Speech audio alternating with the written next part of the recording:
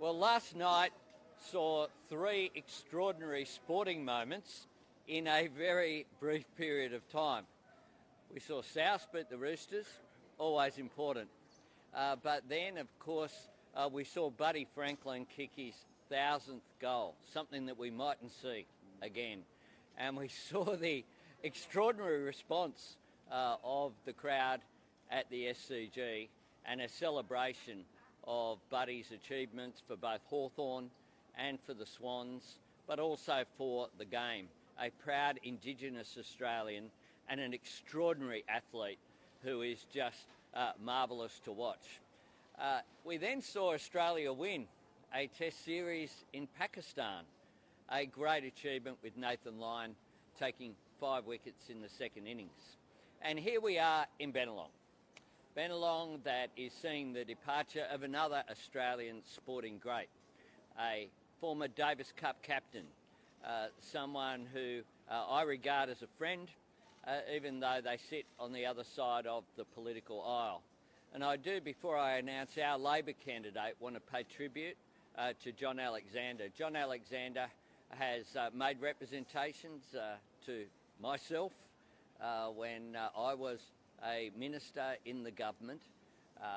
He has also been a strong advocate on issues like high-speed rail, issues of which we are in agreement. And he's also a mate who's greatly improved my second serve. And that has been important and has encouraged me to be a bit quick around the court these days. And I just wish John all the very best for his future outside of politics, and he can be proud of his work as the member for Bennelong. But Bennelong needs a new member, and I was very determined that Bennelong would get the best member possible. And the best member possible for this area of Sydney is the person standing next to me. Jerome Laxale is a committed local. He served as the Mayor of Ryde and continues to serve as a councillor with a record of achievement, a record of standing up against inappropriate development in this area, a record of standing up for multiculturalism and for the local community here, a record of engagement with people, in whether they're the people I've met this morning who are involved in assisting asylum seekers, whether it's people involved at Club Eastwood, other organisations. Jerome Laxale. Pay respects to elders past, present and emerging, and welcome Albo to this wonderful, wonderful part of the world. Bennelong's my home, has been for the last 15 years, and I've had an absolute pleasure serving on council for the last 9 years and as mayor for 5 years of that entire time. I live here. I've been here 15 years, my kids go to school here, and it would be an absolute honour to be part of the Albanese Labor government in a couple of weeks' time.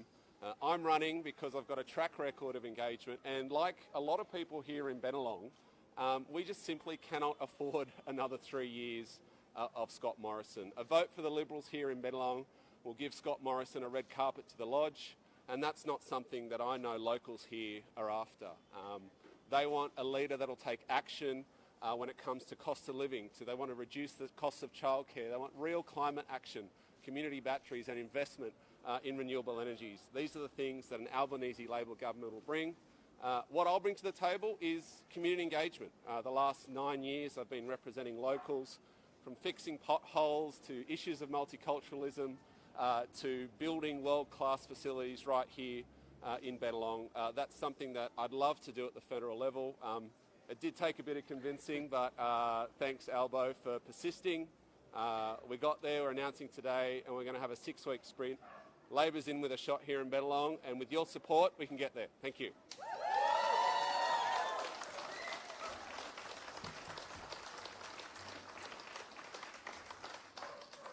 A popular choice. That's why I rang him 3 times to convince him that he was the right guy. And I make this point. The last time we went into office in 2007, we won Bennelong. This time we need to win Bennelong again.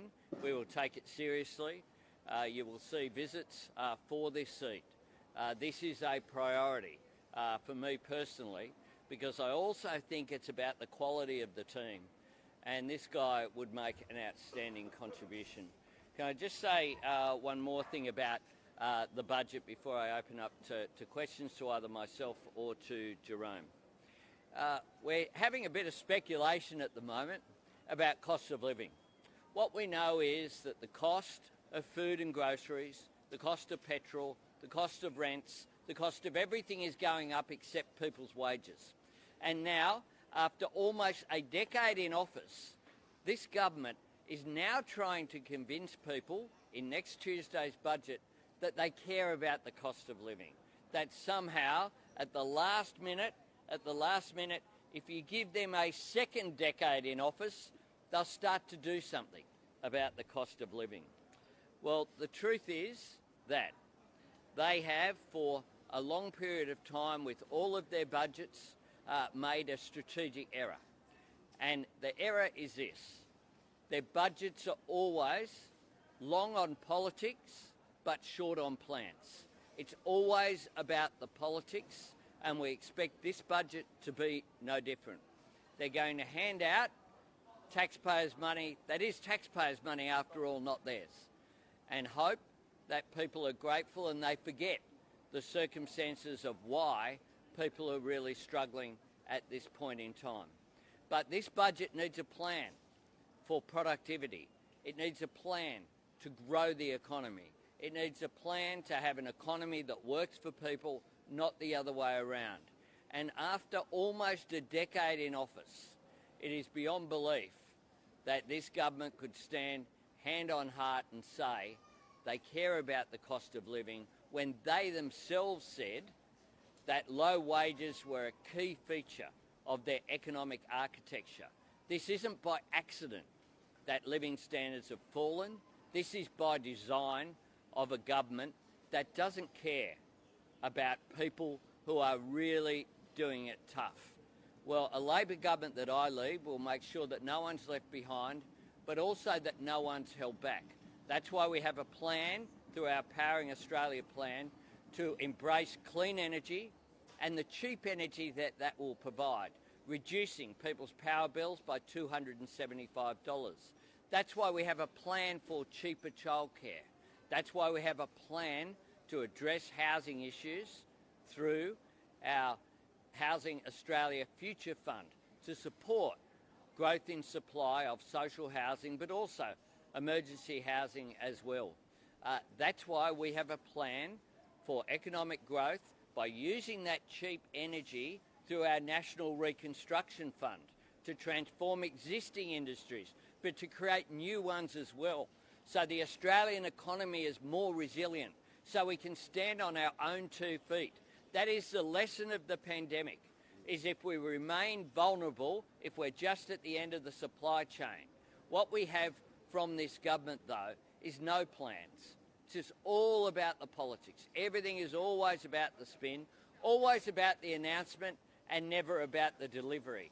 That's why when you see Tuesday's budget, you'll see a lot of underspends. And of all the underspends that they've had, there's one that really matters, because it goes to the character of this government, and that's the Emergency Response Fund, to deal with the challenge in Australia of the impact of climate change, but also, of course, we've always had natural disasters. But floods, fires, cyclones. We had a fund of $4 billion that grew to $4.8 billion to deal with mitigation and dealing with the impacts of severe weather events and to prepare for them. And this government sat on that fund and treated it like it was a term deposit. Vowed to spend $1 preparing Lismore and the Northern Rivers or Brisbane or other areas from floods. Now they have an extraordinary circumstance whereby you had that fund grow to $4.8 billion rather than actually being expended. Says everything about this government.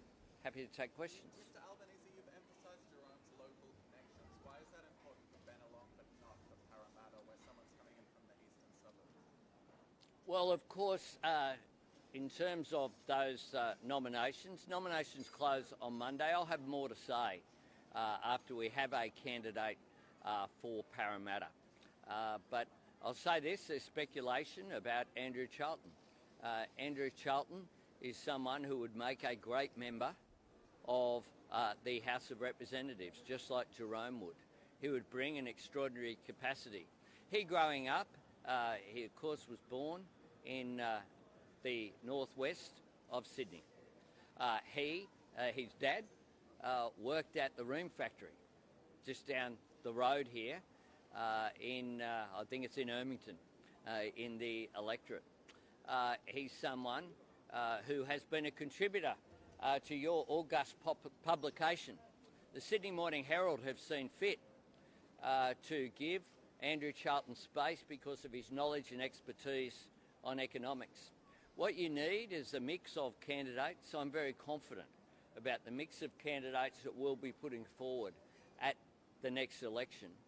And I'm confident that Jerome can join that group to be a part of a federal Labor government. Mr. Albanese, how much more difficult is your task to take office in the next election when your party's picking candidates so late in the term? Well, the Liberal Party picked a candidate at the same time, just in the last week. They've just selected a candidate. We selected Jerome a little while ago, and we went through the processes. Jerome was pre-selected unopposed for this seat. We were waiting for the appropriate time to announce. Jerome made a decision that he wanted, we had a discussion about timing of announcements. We wanted to announce wait for the Liberal Party who hold the seat to announce their candidate, and then we'll respond with ours.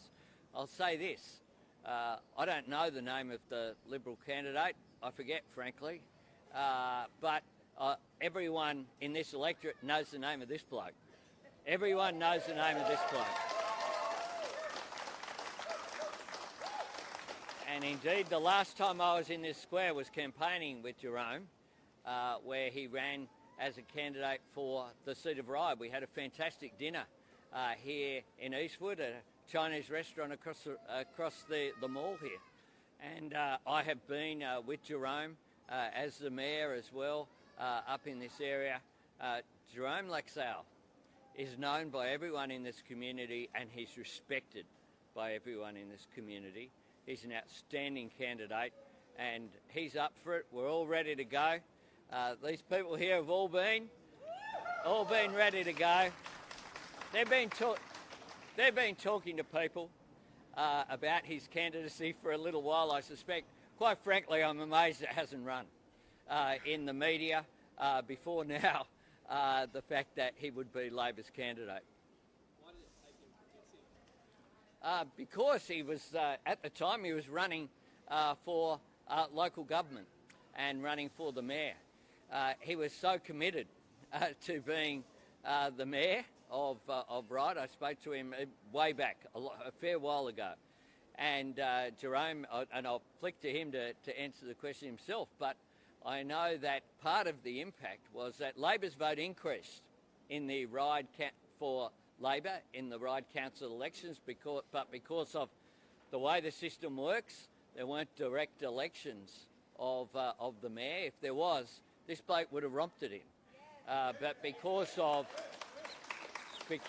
the structure, that meant that didn't occur. So I went back to Jerome and said, mate, now you're not the mayor, I reckon you need to focus on representing the whole community as the federal member.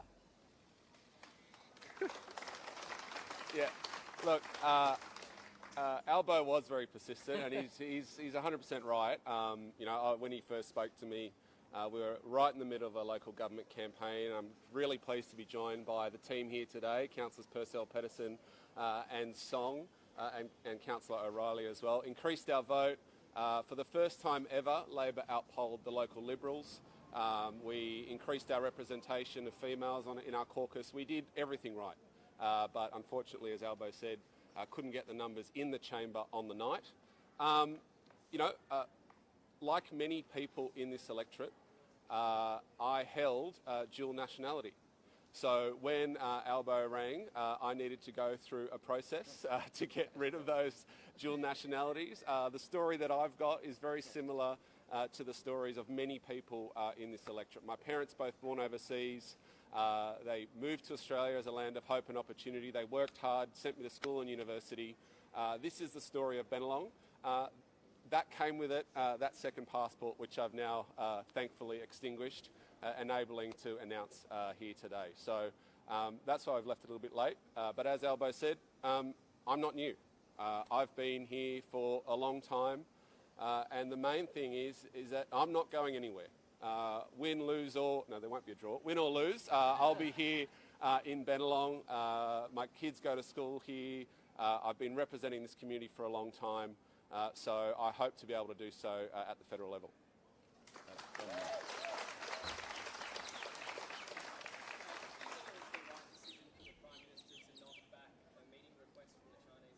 Oh, that's a decision for him, and I respect it.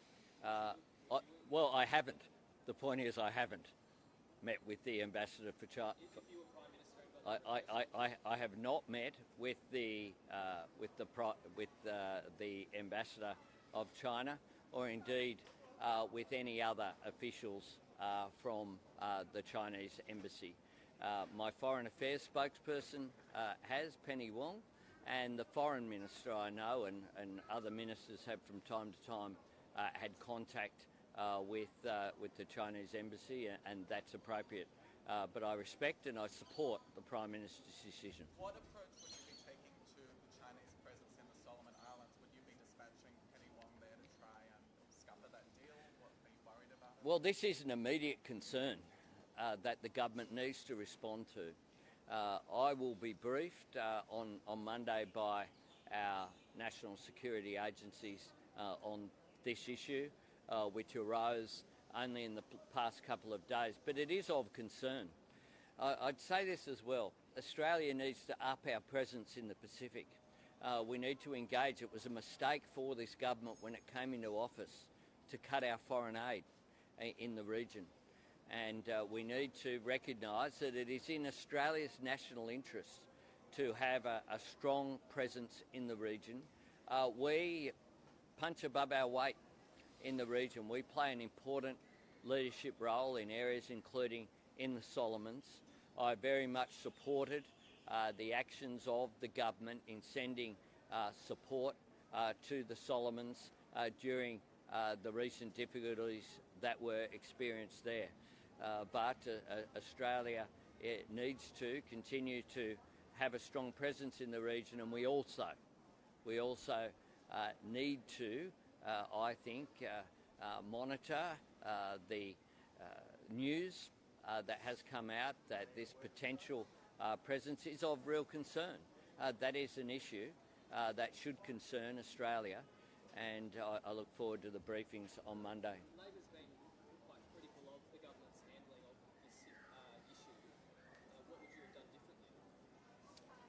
With regards to the drift, Solomon Islands drift? Well, we wouldn't have cut funding to aid when which occurred from Labor's projections when there was a change of government.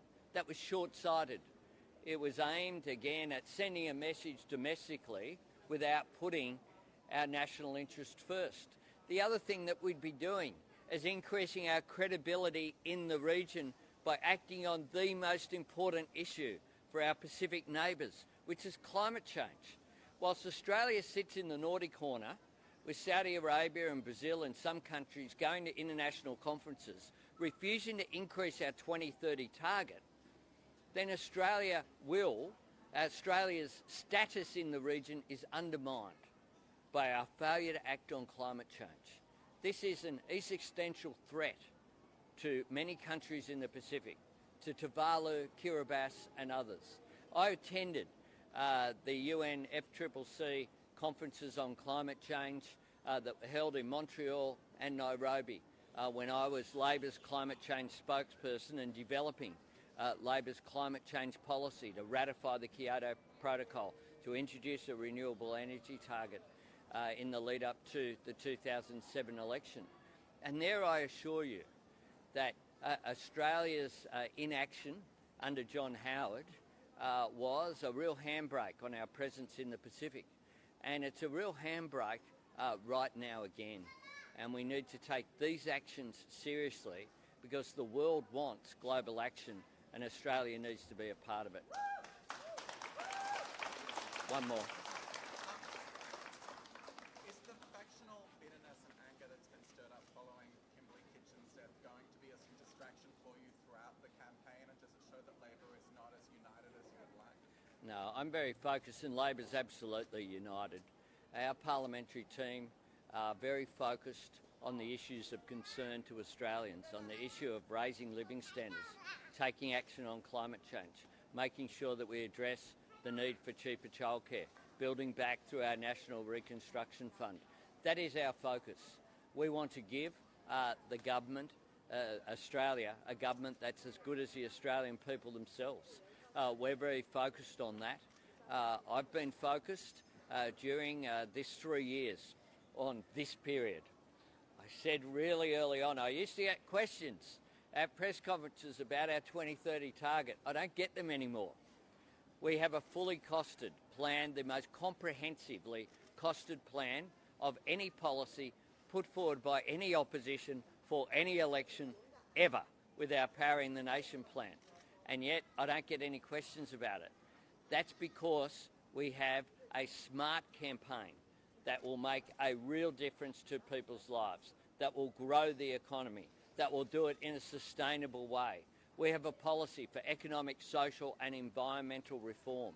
This government are asking for a second decade in office when they're essentially just standing still. They're treading water. And if you're treading water and standing still, the rest of the world goes past you. We're in the fastest growing region of the world in human history. We have enormous opportunity to benefit from that, including through our greatest resource, which is the people, including the people in this multicultural community with their connections on those growing economies to our north. If we seize the opportunities that are there, we can make the greatest country on earth even better into the future and give Australia a government that they deserve. Thanks very much.